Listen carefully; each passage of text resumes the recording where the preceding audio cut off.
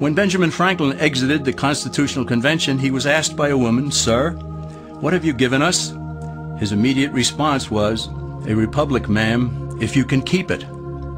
Yet most Americans today have been persuaded that our nation's governmental system is a democracy and not a republic.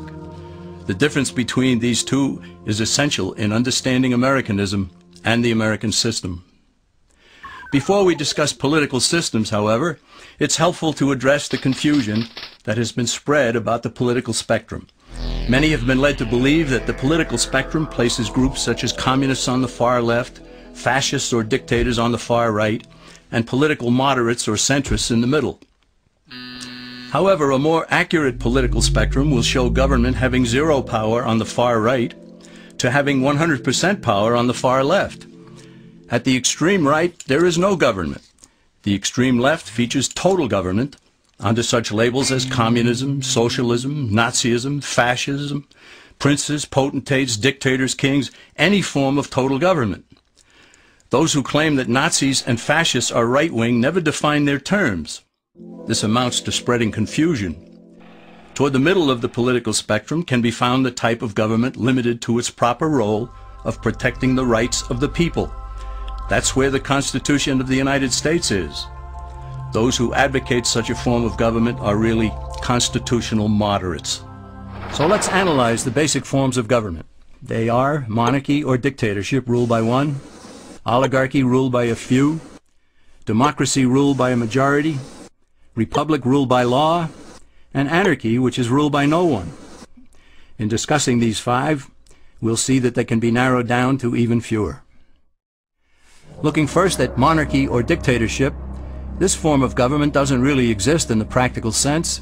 It's always a group that puts one of its members up front. A king has his council of nobles or earls, and every dictator has his bureaucrats or commissars, the men behind the scenes. This isn't ruled by one, even though one person may be the visible leader. It's ruled by a group. So let's eliminate monarchy, dictatorship, because it never truly exists. Oligarchy, which is ruled by a group, is the most common form of government in all history. And it is the most common form of government today. Most of the nations of the world are ruled by a powerful few, and therefore oligarchy remains. At the other end, we find anarchy, which means without government. Some people have looked over history and found that many of its worst crimes were committed by governments. So they decided that having no government might be a good idea. But this is a mistake, because as the ancient Greeks stated, without law there can be no freedom.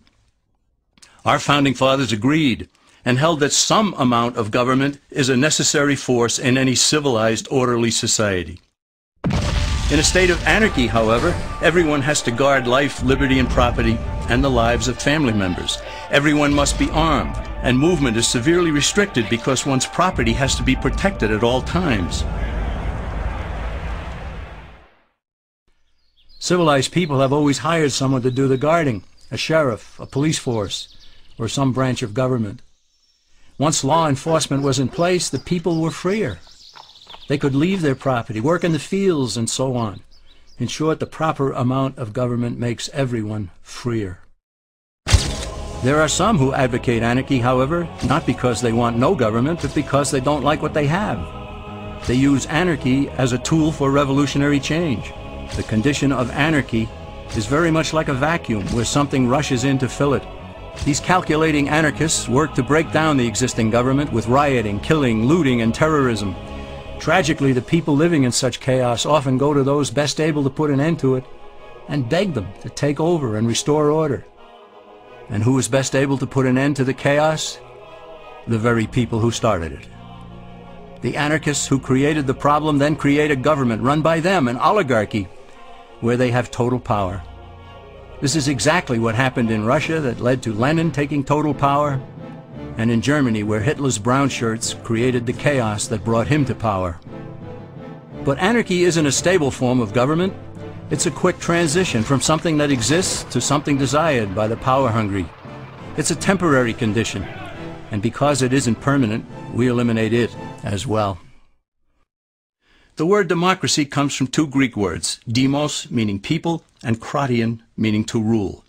Democracy, therefore, means the rule of the people, majority rule. This, of course, sounds good, but suppose the majority decides to take away one's home, or business, or children. Obviously, there has to be a limit. The flaw in democracy is that the majority isn't restrained. If more than half the people can be persuaded to want something in a democracy, they rule.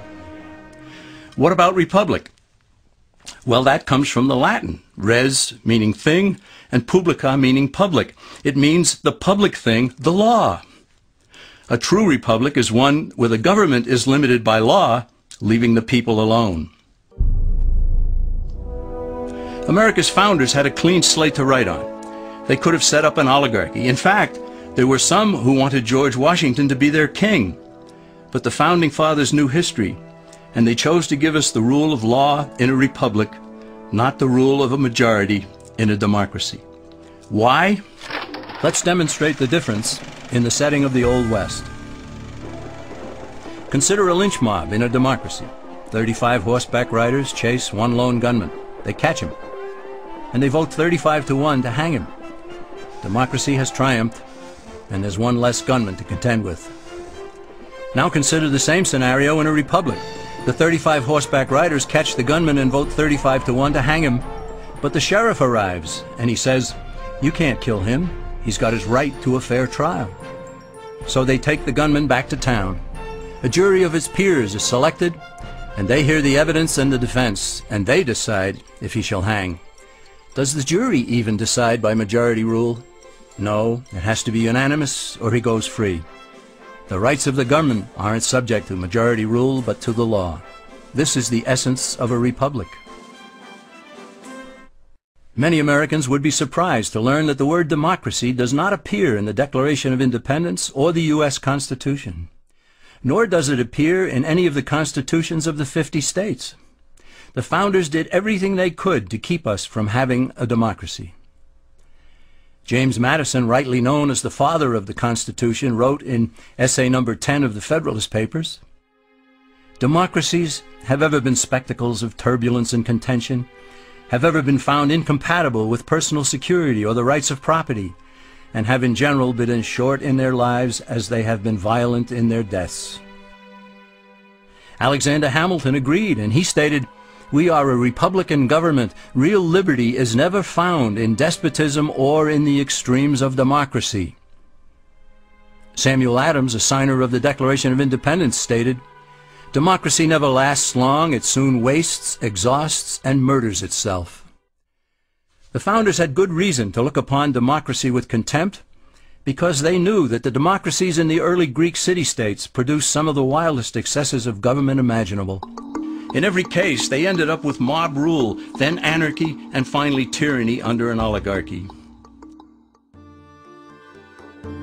During that period in Greece, there was a man named Solon, who urged creation of a fixed body of law not subject to majority whims. But where the Greeks never adopted Solon's wise counsel, the Romans did. Based on what they knew of Solon's laws, they created the 12 tables of the Roman law, and in effect built a republic that limited government power and left the people alone. Since government was limited, the people were free to produce, with the understanding that they could keep the fruits of their labor. In time, Rome became wealthy and the envy of the world. In the midst of plenty, however, the Roman people forgot what freedom entailed. They forgot that the essence of freedom is the proper limitation of government. When government power grows, people freedom recedes. Once the Romans dropped their guard, power-seeking politicians began to exceed the powers granted them in the Roman Constitution. Some learned that they could elect politicians who would use government power to take property from some and give it to others. Agriculture subsidies were introduced, followed by housing and welfare programs. Inevitably, taxes rose and controls over the private sector were imposed.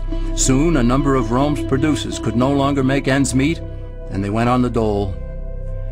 Productivity declined, shortages developed, and mobs began roaming the streets, demanding bread and circuses from the government.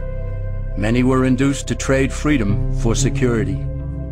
Eventually, the whole system came crashing down. They went from a republic to a democracy, and ended up with an oligarchy under a progression of the Caesars.